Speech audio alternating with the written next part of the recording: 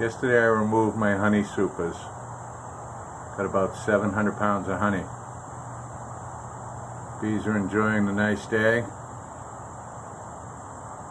And probably tomorrow I'll add some new frames to give them some new room for the honey for the winter. It's been a good year. It's been hot. Like I say, I got 700 pounds of honey, so that ain't too bad. I heard it's going to be a long winter. I thought it'd be smart to yank the supers off a little early. So that's what I did. Well, that's about it for today. Hope you enjoy the video. I'm going to make some videos of me extracting the honey with my Maxent power frame, 9-frame extractor.